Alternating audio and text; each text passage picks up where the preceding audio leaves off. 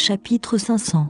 Après avoir signé l'accord de divorce, Finnick l'a remis à Noah sans y jeter un nouveau coup d'œil. Envoie la bénédicte dès que possible. Oui, Noah a accepté à contre-cœur l'accord de divorce. Il était contrarié de n'avoir finalement pas réussi à le convaincre. Aide-moi à prendre soin d'Evelyn pendant un moment. Je sors prendre l'air, a expliqué Finnick. Finnick était très en conflit, il ne savait pas comment il devrait affronter Evelyn après ça. Ce dont il avait besoin, c'était d'un peu d'espace et de temps pour réfléchir à son prochain mouvement. D'accord, répondit Noah. Finnick se retourna et se dirigea vers la sortie de l'hôpital. Un sentiment de solitude l'entourait alors qu'il sortait de l'hôpital. Regardant le dos de Finnick, Noah laissa échapper un soupir avant de détourner son regard vers l'accord de divorce qu'il tenait à la main. Est-ce vraiment fini pour M et Madame Norton ? Noah serra les dents de colère en pensant à l'auteur de tout cela. Il entra dans la salle d'Evelyn avec le dossier froissé à la main. Pendant ce temps, Evelyn était assise nonchalamment sur son lit, avec une expression suffisante sur le visage. Pour une personne qui venait de perdre la capacité de marcher, elle semblait plutôt ravie. Alors que Noah entrait dans la salle, Evelyn lui donna un ordre avec arrogance. « J'ai envie de pommes. Aide-moi à en éplucher une. » Cependant, Noah resta là et la regarda d'un air vide. Vexée, Evelyn fronça les sourcils après avoir vu la réponse de Noah. « Qu'est-ce qui ne va pas ? Je serai bientôt madame la présidente du groupe Finor. N'ai-je pas le pouvoir de te donner des ordres ?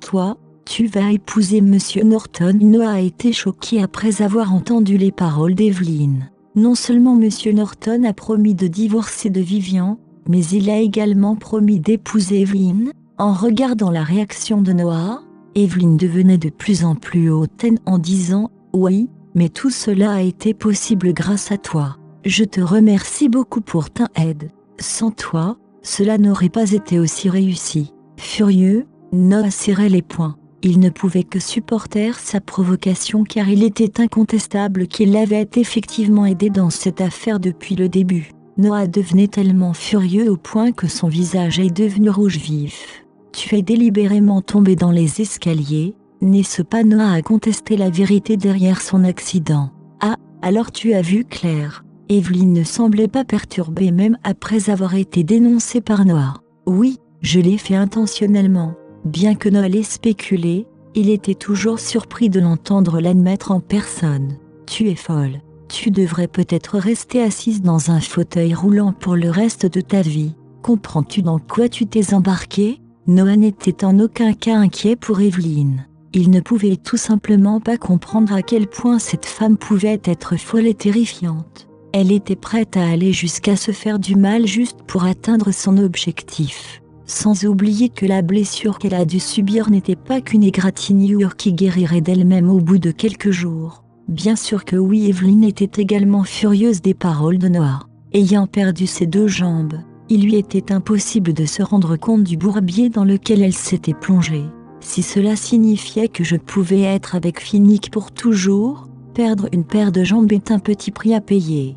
Je daignerais faire n'importe quoi juste pour être avec lui. Evelyn s'énervait. « Tu es vraiment folle ?» Noah s'éloigna d'un pas d'Evelyn car il était effrayé par ses yeux enflammés. « N'y a-t-il rien dont tu as peur dans ce monde ?» Noah murmura d'un ton incrédule. Même si sa voix était très basse, Evelyn était toujours capable d'entendre sa réponse. « Au moins, tu le sais maintenant. Cela étant dit, tu ferais mieux d'emporter dans la tombe ce dont nous avons discuté ici. Si Finnick est informé de cela, j'exposerai au public ce que tu as fait à Vivian. N'oublie pas non plus que la vie de tes parents est toujours entre mes mains. » Regardant l'air menaçant sur son visage alors qu'elle le menaçait, l'aversion que Noah avait pour elle grandit encore plus. Il sentait qu'Evelyn était comme une tache sur son corps qu'il ne pouvait pas laver, malgré tous ses efforts. Il était très dégoûté par cette pensée.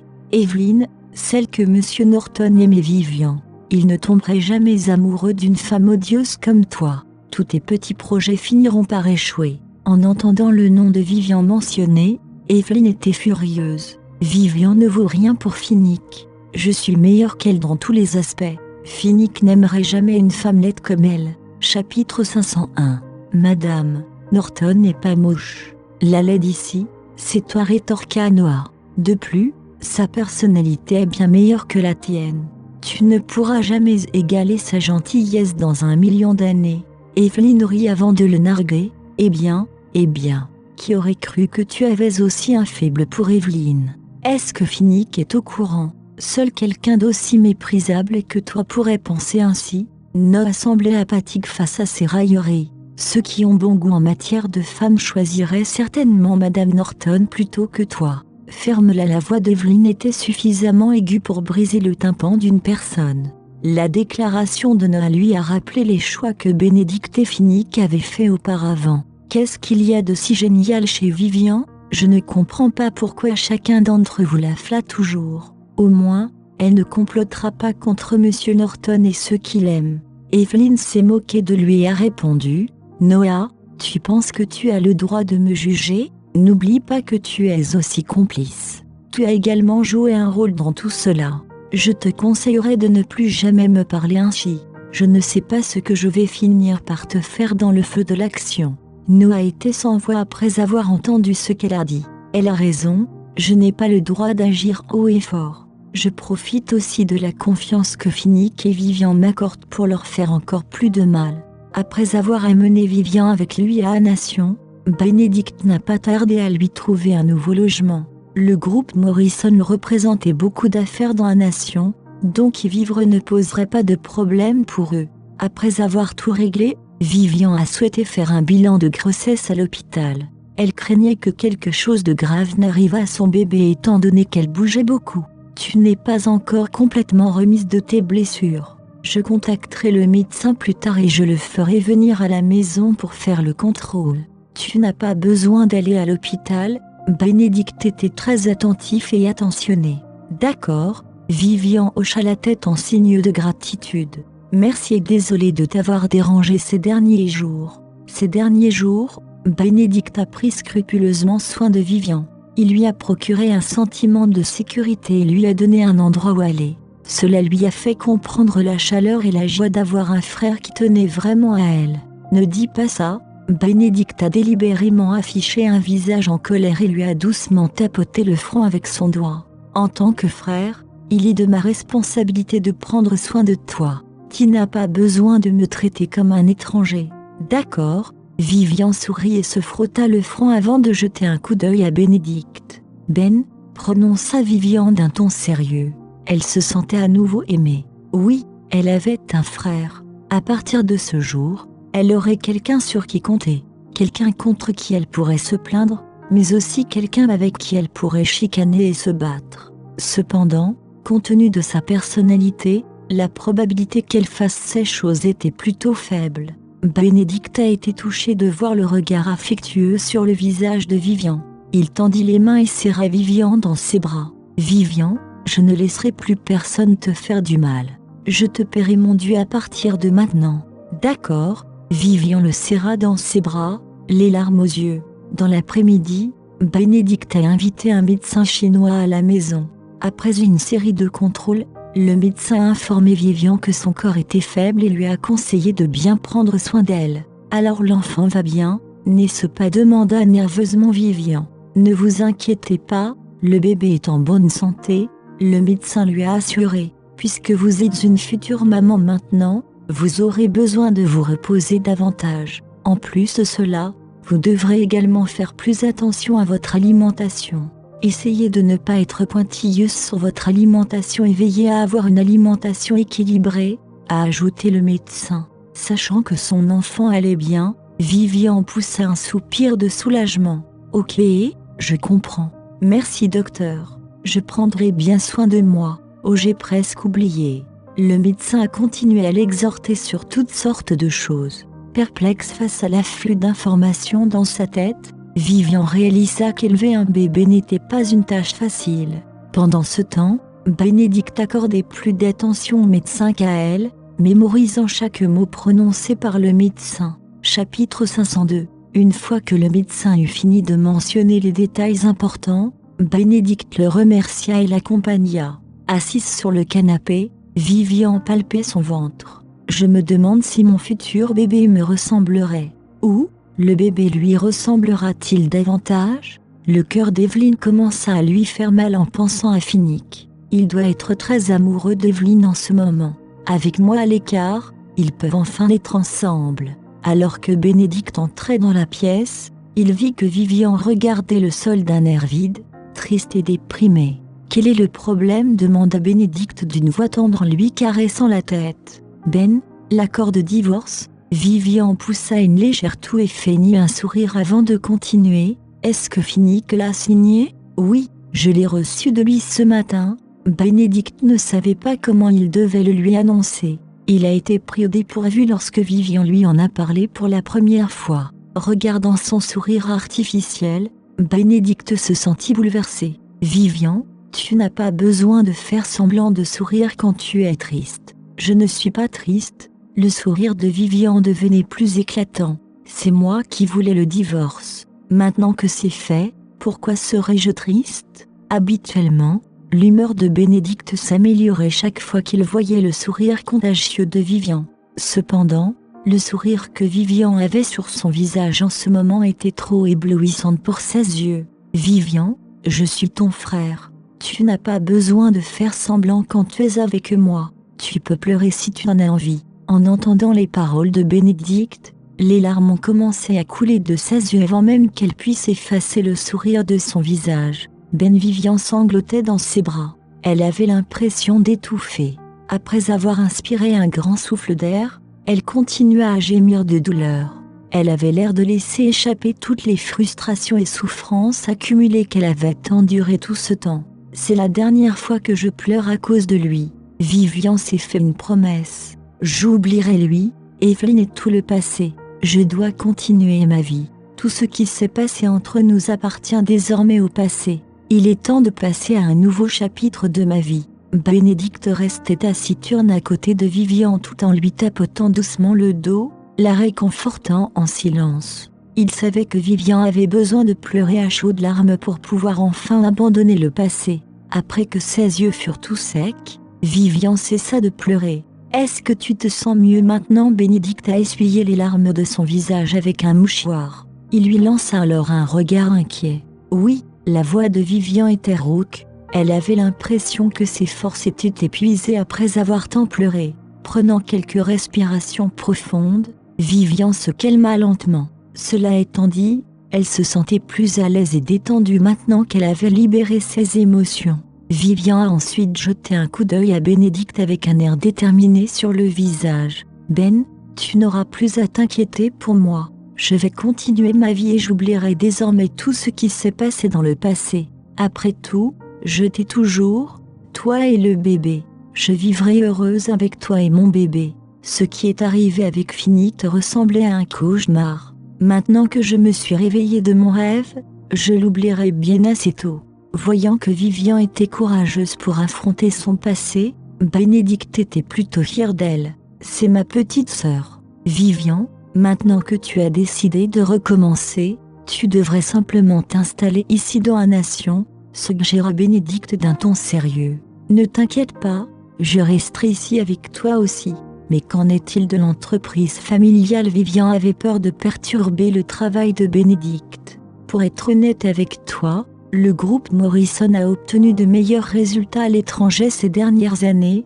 car de plus en plus d'antiquités ont été trouvées à l'étranger. J'ai donc décidé de poursuivre l'entreprise familiale ici. » Après y avoir réfléchi une seconde, Vivian hocha la tête. « D'accord. » Après avoir entendu sa réponse, Bénédicte sourit de soulagement. « Très bien alors, je vais régler les formalités administratives pendant que tu t'installes. » Concernant ce dossier, Benoît a remis l'accord de divorce à Vivian. « Je pense qu'il vaut mieux que tu le gardes. » Bénédicte a serré doucement Vivian dans ses bras avant de quitter la maison.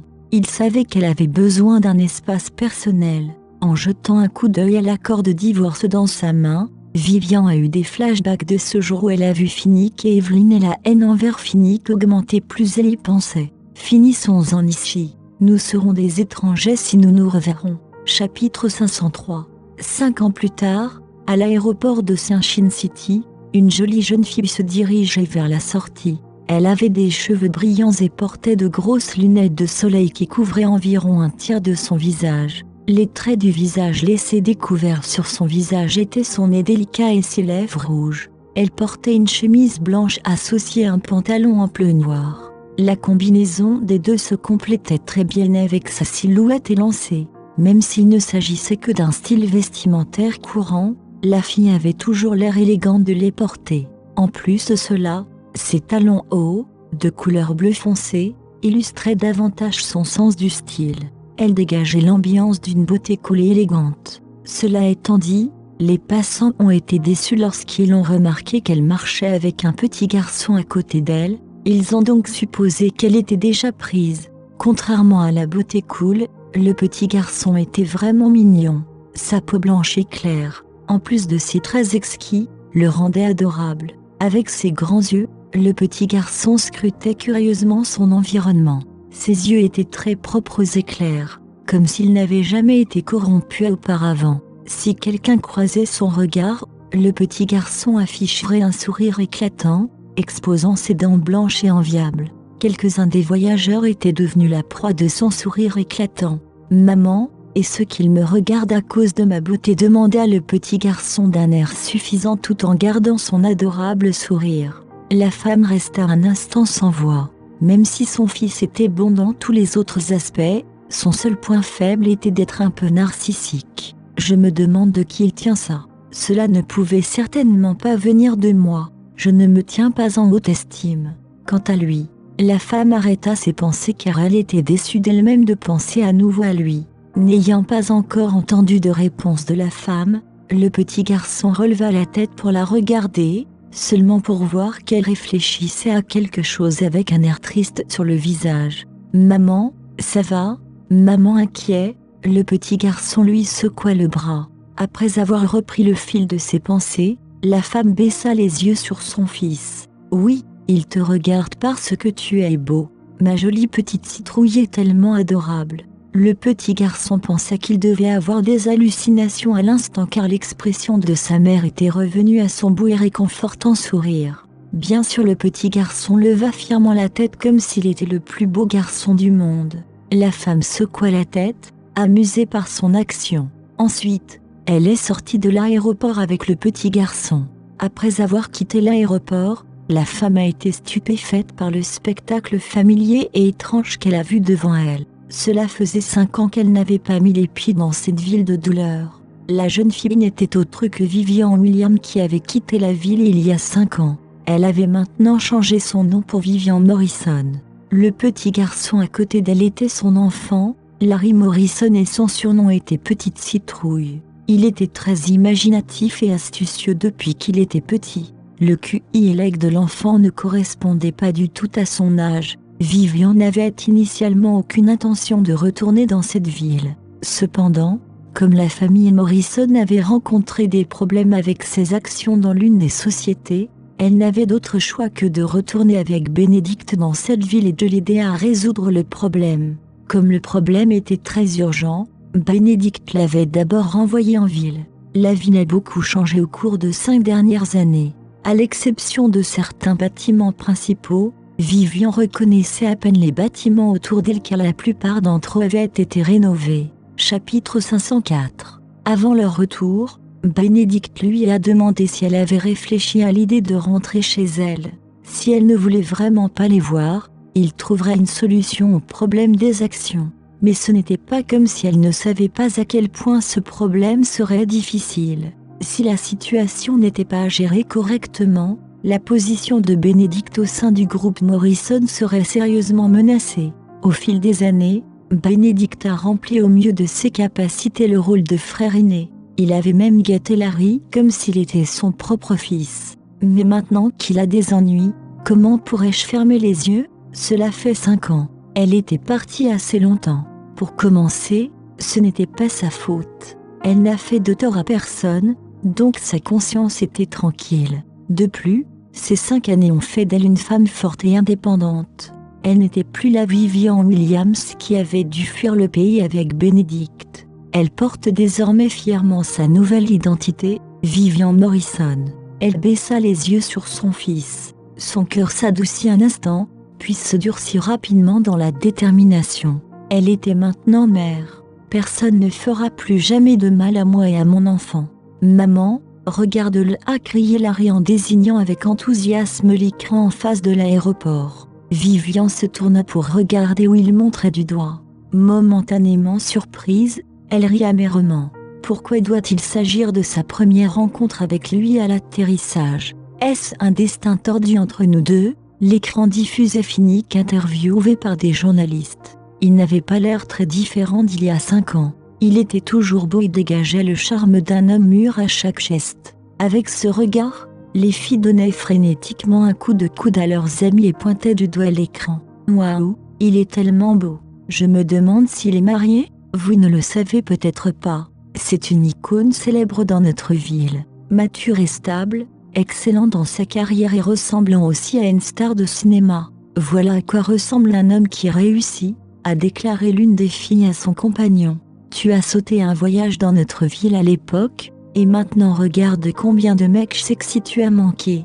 Est-ce que tu regrettes maintenant? Will hocha frénétiquement la tête. Je me demande s'il est toujours attaché. Sa petite amie soupira. J'ai entendu dire qu'ils s'étaient mariés il y a 5 ans, mais je pense qu'ils ont divorcé. Je ne suis pas sûre pour le moment. Un homme comme celui-là sera plus irrésistible après un divorce. Les deux femmes s'éloignèrent en bavardant. Vivian les entendait à peine, mais elle en avait une vague idée. Elle sourit intérieurement. Je me demande s'il savait ce qu'il a fait. L'adorerait-il toujours comme ça? Vivian examina le visage agrandi de Finnick sur l'écran. Elle fut surprise de remarquer, après un examen attentif de ses sourcils, de ses yeux, de son nez et de ses lèvres, qu'il y avait étonnamment peu de différence par rapport à il y a 5 ans. Chaque détail de ce beau visage était encore parfaitement clair dans sa mémoire, au point qu'elle ne ressentait qu'un doux sentiment de familiarité. Si elle devait choisir quelque chose de différent d'il y a 5 ans,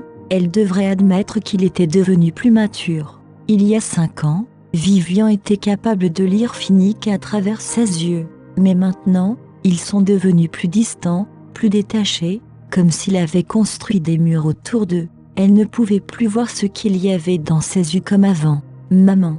Maman. Larry regarda l'écran un peu plus longtemps et confirma son idée. Qu'est-ce que c'est? Vivian a été surprise de voir à quel point son fils était attiré par la présence de Finnick à l'écran. Cela pourrait-il s'expliquer par le lien entre père et fils? Même s'ils ne s'étaient jamais rencontrés, Larry a pu reconnaître Finnick immédiatement parmi la foule. Maman, tu penses que l'homme à la télé me ressemble beaucoup? Larry étudia attentivement le visage de Finnick. Il y a quelqu'un dans le monde qui me ressemble tellement. Vivian ressentit un frisson d'anxiété face à sa question.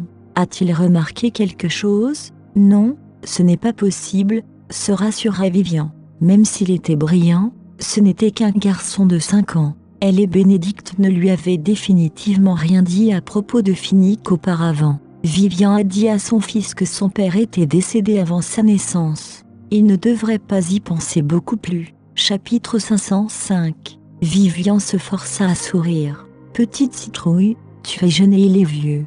Comment lui ressembles-tu? En fait, les traits de Larry ressemblaient aux siens, mais les expressions qu'il affichait rappelaient parfois à Vivian Finnick. Après tout, ils étaient père et fils. Je ne sais pas, répondit Larry, frustré. J'ai l'impression de l'avoir déjà rencontré quelque part, mais je ne m'en souviens pas. Larry avait l'air d'essayer d'extraire des informations sur Finnick du plus profond de sa mémoire, mais c'était bien sûr impossible. Envie de... Vivian était amusée mais nerveuse face à la remarque de son fils. C'est la première rencontre de Larry avec Finnick à la télévision, et il pouvait ressentir la connexion. S'il rencontrait son père un jour, ou si son père le rencontrait un jour, ressentirait-il le même genre de lien envers son fils? Vivian serra fermement la main de son fils à cette pensée, se sentant soudain effrayée. Pas dans 1 million d'années, Larry est à moi. Maman, ça fait mal. Larry fronça les sourcils de douleur et essaya de retirer sa main. Vivian reprit ses esprits et relâcha sa prise. Je suis désolée mon chéri, j'ai été trop dur avec toi, n'est-ce pas? Laisse-moi améliorer tout cela. Vivian s'agenouilla devant lui et souffla doucement dans sa main. Larry roula secrètement des yeux. Maman me traite toujours comme un enfant. Maman, Tu penses que cet homme à la télé me ressemble? Larry a persisté. Est-ce ce qu'il Vivian regardait avec une expression solennelle. Je ne vois aucune ressemblance. Elle lui massa un peu plus les mains, puis se leva et le conduisit hors de l'aéroport. Très bien, Larry, oncle Bénédicte nous attend toujours à la maison. N'as-tu pas dit qu'il te manquait? Rentrons à la maison, d'accord? D'accord. À l'évocation de son oncle préféré, Larry oublia sa question et courut joyeusement vers le portail. Maman, dépêche-toi, nous allons chez oncle Bénédicte. J'arrive. Vivian se sentit mieux après avoir vu à quel point son fils était heureux. Ralentis et fais attention à la circulation, d'accord? Peu de temps après, ils se sont arrêtés à la résidence Morrison.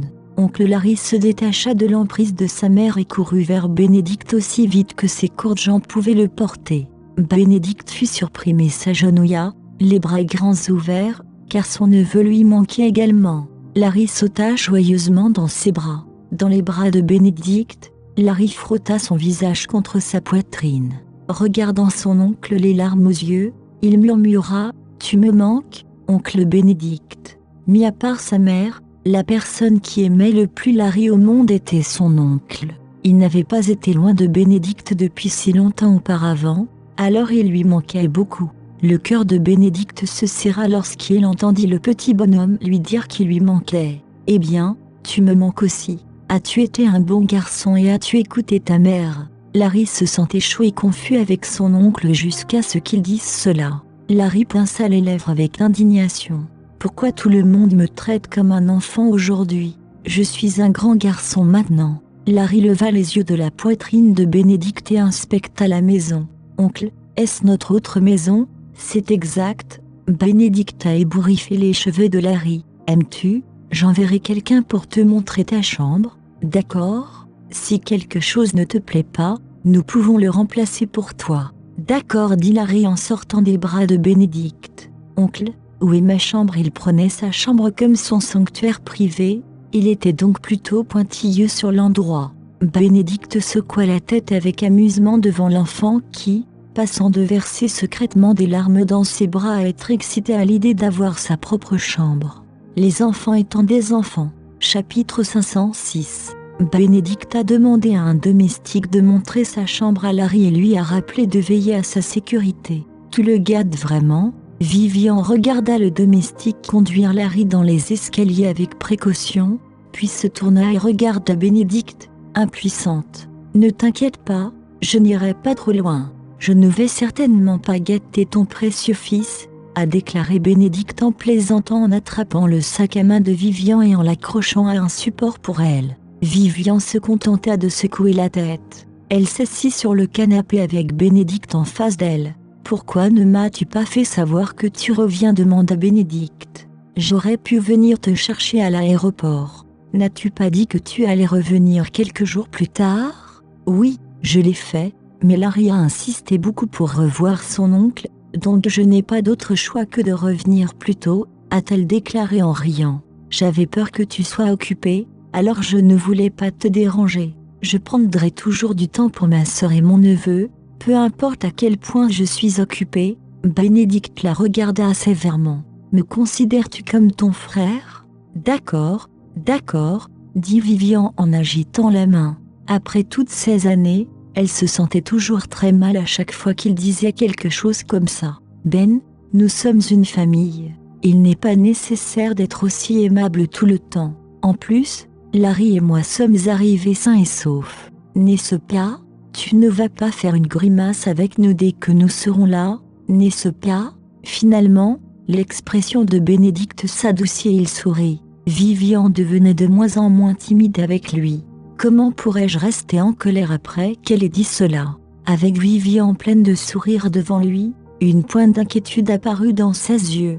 Est-ce la bonne décision à prendre? Qu'est-ce qui ne va pas? Ben demanda Vivian en remarquant le changement dans son regard. Bénédicte redevint sévère. Qu'est-ce que ça fait d'être de retour? Si tu ne souhaites pas rester ici, je peux faire en sorte que vous soyez renvoyés tous les deux. Ce n'est rien, répondit Vivian avec désinvolture. Elle le regarda sérieusement et dit, Ben, je n'ai rien fait de mal à l'époque. De toute façon, Il n'y a rien à fuir. De plus, je ne veux pas avoir à fuir comme je l'ai fait il y a 5 ans. Cette fois, je veux tout affronter de front. Bénédicte observa la détermination et le sérieux dans les yeux de sa sœur. Il savait dans son cœur que Vivian avait l'intention de clore ce chapitre de sa vie. Même si elle semblait heureuse de vivre à l'étranger toutes ces années, Bénédicte ne pouvait s'empêcher de remarquer qu'elle se perdait parfois dans ses pensées lorsqu'elle regardait Larry avec du chagrin dans les yeux. C'était presque comme si elle regardait à travers lui et voyait quelqu'un d'autre. Bénédicte a parfaitement compris. Cet incident était comme un nœud dans son cœur. Sinon, elle ne se serait pas exclue de toute relation au cours de 5 dernières années. La seule personne à pouvoir résoudre ce problème serait celle qui l'aurait causé en premier lieu. C'est une bonne chose qu'elle ait décidé de revenir après tout. Ce n'est qu'en mettant un terme à sa relation qu'elle pourra prendre un nouveau départ dans la vie. Puisque tu as décidé, je serai toujours à tes côtés pour te soutenir. Merci. Vivian s'est sentie très touchée. Au cours de 5 dernières années, Bénédicte l'avait toujours soutenue dans chacune des décisions qu'elle prenait. Il était la source de toute sa force et de sa détermination. Il tapota légèrement l'épaule de Vivian. Il y a une vente aux enchères d'antiquités demain, a déclaré Bénédicte. Nous sommes les organisateurs, j'aimerais donc que tu y assistes. Demain, est-ce approprié pour moi de faire ça? Vivian avait l'air dubitative. Bien sûr, répondit Bénédicte d'un ton neutre. Tout le monde est curieux de rencontrer la tristement célèbre Madame Morrison. Il est temps pour eux de découvrir la vérité sur ton identité. Très bien alors, Vivian hocha prudemment la tête. Elle doit se présenter sous son meilleur jour, afin de ne pas embarrasser Bénédicte et Morrison Group. Après 5 ans, c'était la première fois que Morrison Group organisait une vente aux enchères à Sunshine City. C'était un événement très attendu. La vente aux enchères devait avoir lieu dans l'un des hôtels les plus connus de Sunshine City. À ce moment-là, il y avait du ruban adhésif tout autour du périmètre de l'hôtel. L'entrée du grand public n'était pas autorisée, ce qui signifiait que les seules personnes autorisées à entrer étaient les élites de Sunshine City. Chapitre 507. Au 2e étage de l'hôtel, la salle de banquet avait été transformée en salle d'exposition. Des étagères en verre présentaient fièrement des antiquités de différentes époques de l'histoire. Alors que la lumière brillait depuis les 4 coins supérieurs des étagères, les objets exposés scintillaient d'extravagance. Bien que la vente aux enchères n'ait pas officiellement commencé, les invités se pressaient déjà dans la salle. À ce moment-là, leur sujet de conversation tournait uniquement autour des expositions qu'ils avaient en vue, de l'estimation des prix et du dévoilement de la tristement célèbre Madame Morrison. Ils ont bien sûr rencontré Evelyne. C'était une merveille de teint clair et lumineux, mais aussi une rose aux épines très pointues. Evelyne avait rejeté plus que sa juste part de prétendants éligibles à l'époque. Cependant, la famille Morrison a révélé des nouvelles surprenantes il y a environ 5 ans. Evelyne n'était pas réellement une Morrison mais quelqu'un d'autre. Même si la famille Morrison n'était plus ce qu'elle était autrefois, son influence était toujours forte au sein du tissu social. Ils formaient un grand clan au sein de leur propriété de Sunshine City, avec de nombreux yeux perçants scrutant chacun de leurs mouvements. Dès que la nouvelle du retour de la vraie Madame Morrison a été divulguée, les médias l'ont rapidement diffusée et ont provoqué une frénésie dans la ville. Beaucoup voulaient avoir un aperçu de cette célèbre jeune femme compte tenu de son statut et du mystère qui se cache derrière son identité. Cependant, la famille Morrison n'a alors fait aucune annonce officielle à son sujet. Après toutes ces années, l'affaire a presque disparu de la mémoire publique, mais a été une fois de plus secouée par l'annonce de la présence de Madame Morrison à la vente aux enchères. C'est pourquoi, outre ceux qui étaient vraiment intéressés par la vente aux enchères, de nombreux participants étaient juste là pour avoir un aperçu de Madame Morrison. Surtout ces vieilles dames riches qui cherchaient une épouse pour leur fils. Dites-moi, à quoi ressemble cette Madame Morrison? Evelyne Morrison n'était pas mauvaise, mais c'était son attitude que je ne supportais pas. Ce commentaire de bon goût a été transmis par Madame Lead de Dash Technology. Elle avait autrefois eu l'intention d'être la belle famille des Morrison par l'intermédiaire de son fils. Mais Evelyne la laissa brutalement de côté sans même terminer 2 phrases de conversation. La dame à côté d'elle se moqua intérieurement.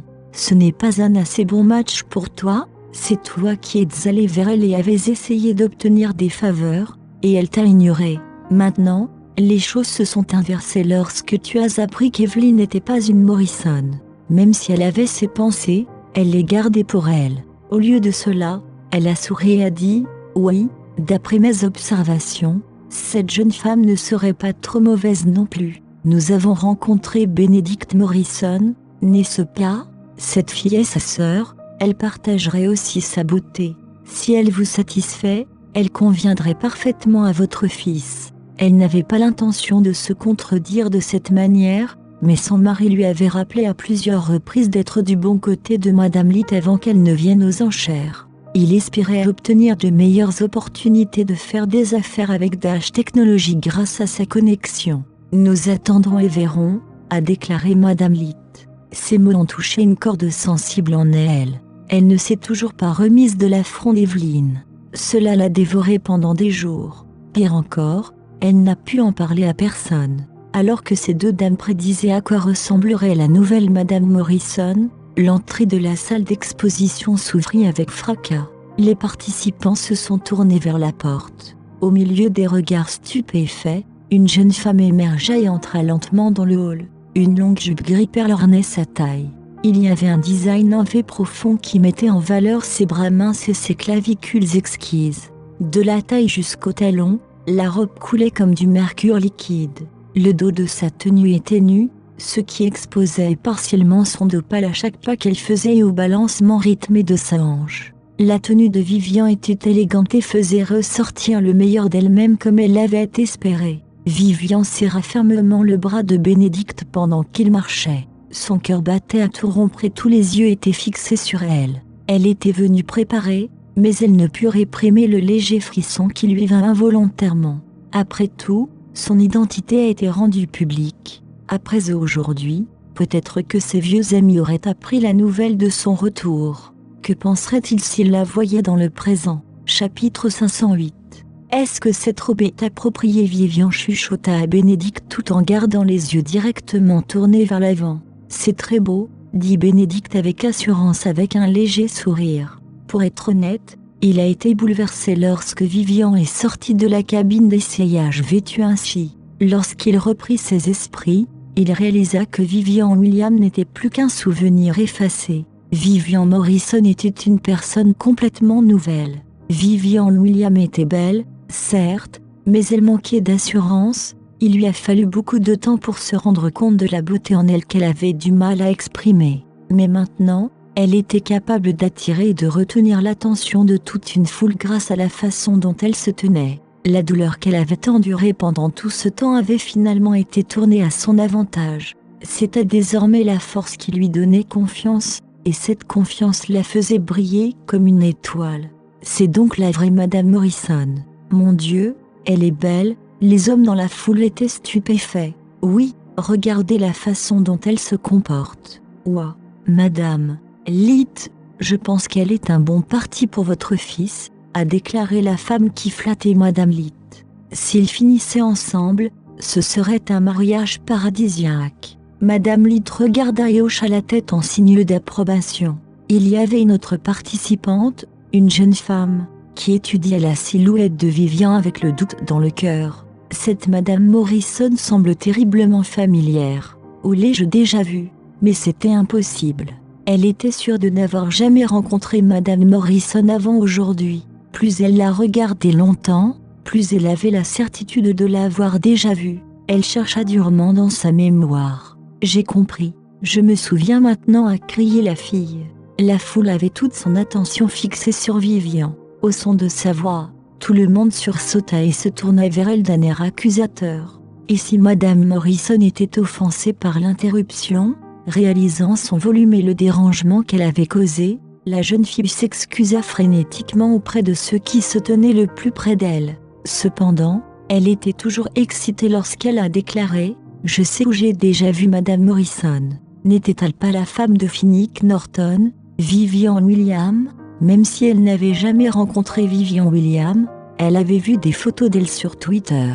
Comme elle était amoureuse de Finnick à cette époque, Elle accordait une attention particulière à l'apparence de sa femme. Elle pensait que Finnick avait mauvais goût en matière de femme, qu'il avait choisi une femme à l'apparence si simple pour être sa femme. Mais en regardant la femme qui se tenait devant elle, elle dut admettre que ses traits n'avaient pas beaucoup changé. Pourquoi est-elle d'une beauté à couper le souffle aujourd'hui pour pouvoir capter l'attention d'une salle entière? À sa déclaration, la foule s'est retournée pour regarder Vivian avec surprise. La femme de Finnick Norton? Comment est-il possible qu'elle soit la fille Morrison?